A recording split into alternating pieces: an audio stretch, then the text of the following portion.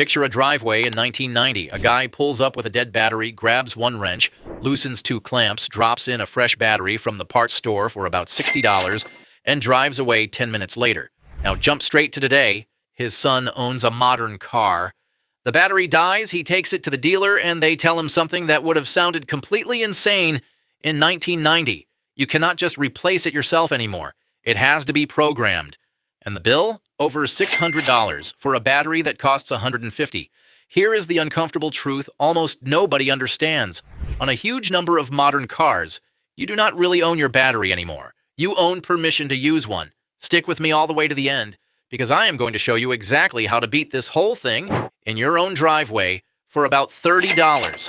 Now, before you decide this is all one giant conspiracy, let me be fair with you, because that actually matters here. Part of this story is genuine engineering that protects your car, and part of it is a flat-out money grab, and the entire scam depends on you not being able to tell which is which. So that is exactly what we are going to untangle today. I'm going to walk you through the hidden step they call battery registration, the real reason it was invented, the way dealers quietly turned it into a $600 shakedown, and then the cheap little tool that lets you walk right past all of it. Let us start with the step that almost no driver has ever even heard of.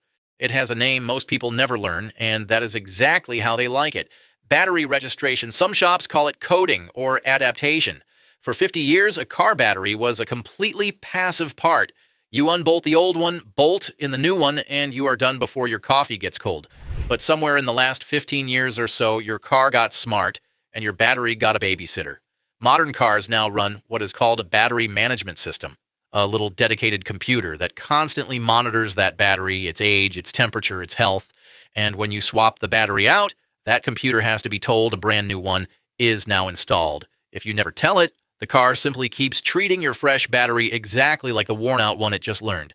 That is registration in plain English, and here is the part they absolutely do not advertise. Here is the mechanism, and this is the whole ball game, so stay with me. On a modern car, the alternator does not just pump out one steady voltage the way it used to. It is a smart charging system. It constantly reads how old and how tired the battery is, and it deliberately charges harder and harder as that battery naturally wears down over the years. So when you drop in a fresh battery but never reset that memory, the car keeps using the aggressive high-voltage charging profile it learned for a dying battery, and it hammers your brand new one with voltage meant for a worn-out one.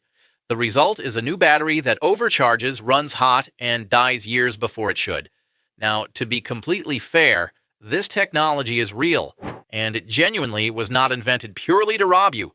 That fairness is exactly what makes the scam so easy to hide in plain sight, because the next lock is where they actually cash in. And here is the trap that catches even careful, handy people. On these cars, you cannot simply match the size of the old battery. You also have to match the type.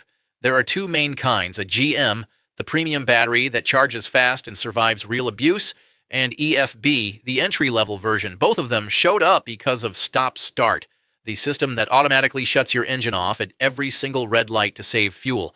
That feature hammers the battery dozens of times a day, and a cheap old-style flooded battery would be dead in about 18 months trying to keep up. So the